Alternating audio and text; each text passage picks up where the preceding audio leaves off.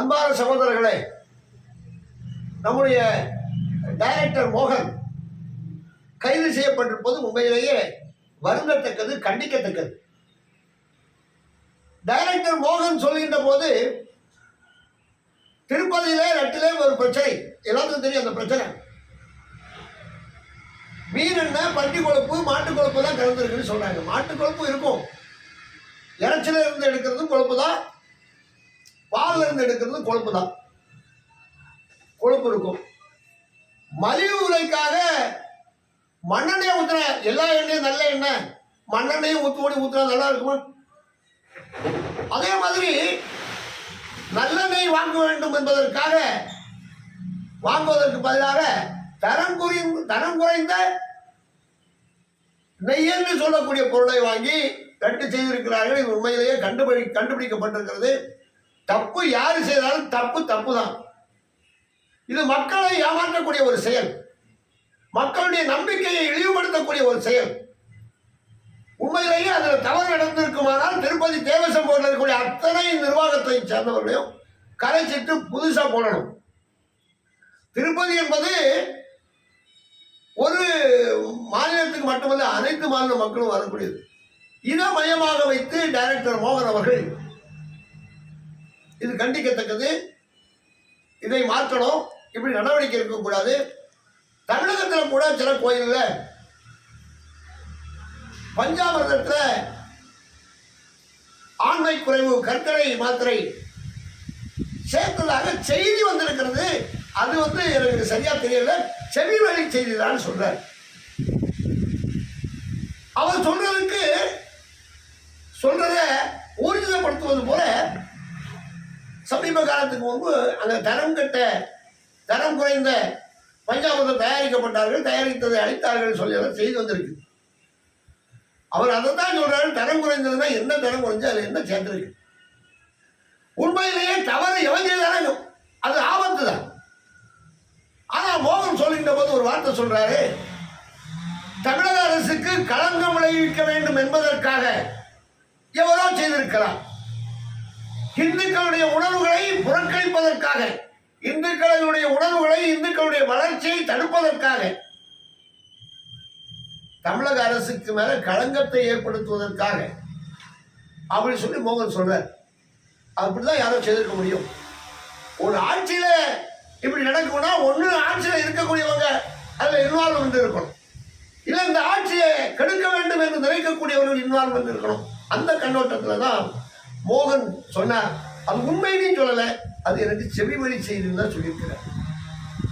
அப்படி ஒரு உண்மைக்கு இது உண்மையிலே நடந்தது என்று சொல்லாமல் செவி வழி செய்தி என்று தான் கேட்ட செய்தியை நிருபர்கள் கேட்கின்ற போது சொல்கின்ற உரிமை கூட தமிழகத்திலே ஒரு மனிதனுக்கு இல்லை என்று சொன்னால் அது மனித உரிமையை மீறக்கூடிய செயல், மனிதனுடைய கருத்துரிமையை மீறக்கூடிய செயல். இதுக்கெல்லாமா கைது செய்வாங்க? இந்துக்களை வேசி மகன் சொன்னவனை கைது செய்யலை, திருநெல்வேலியில் பூனூர் அறுத்துட்டு போனவனை கைது செய்யலை, பூனூர் அறுப்பேன்னு சொன்னவனை கைது செய்யலை.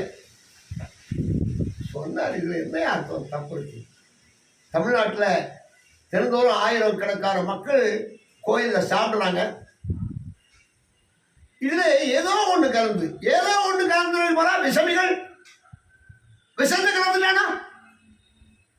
ஸோ அதனால இந்த பாதுகாப்போட உணவு விஷயத்துல விளையாட்டா இருக்கக்கூடாது, பாதுகாப்பாக இருக்கணும். தமிழக அரசு மட்டுமல்ல, டோட்டல் இந்தியாவில் இருக்கக்கூடிய அத்தனை கோவில் நிர்வாகத்திலும் அதனுடைய பாதுகாப்பு உணர்வை, உணவு சம்பந்தப்பட்ட விஷயத்தில் பாதுகாப்பு உணர்வை ஊர்ஜிதப்படுத்த வேண்டும் என்று சொல்லி மோகன் சொல்லியிருக்கிறார்.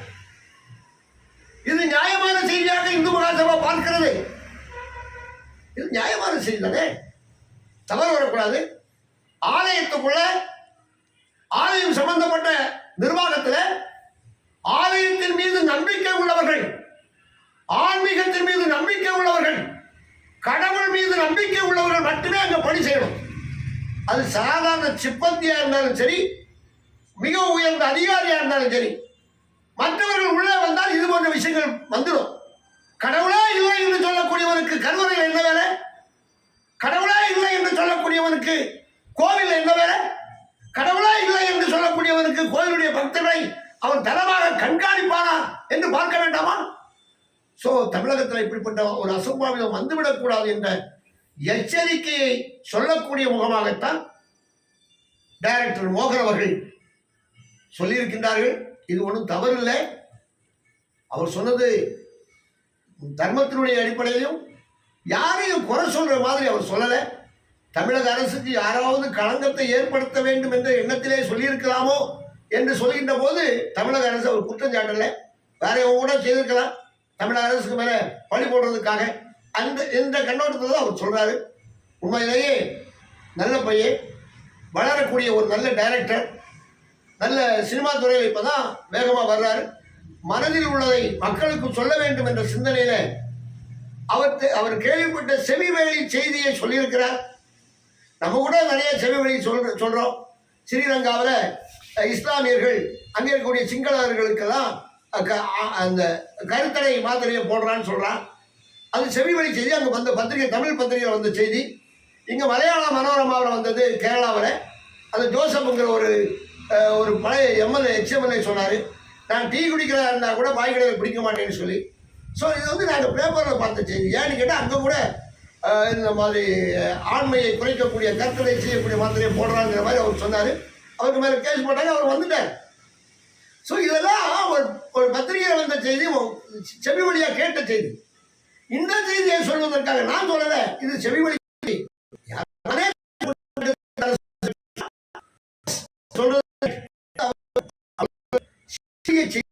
இது ஊர்ஜிதப்படுத்த முடியாது. இது உண்மையா என்பது எனக்கு தெரியாது. ஆனால் பழனியில் பஞ்சாமிரத்தை, தரங்கட்ட பஞ்சாமிரத்தை அளித்தார்கள் என்ற செய்தி வந்தது. தரம் கட்ட என்றால் தரம் எப்படி கெட்டது என்ற செய்தி மக்களுக்கு என்ன செய்யல, சொல்லப்படவில்லை என்ற செய்தியைத்தான் அவர் பதிவு செய்தார்.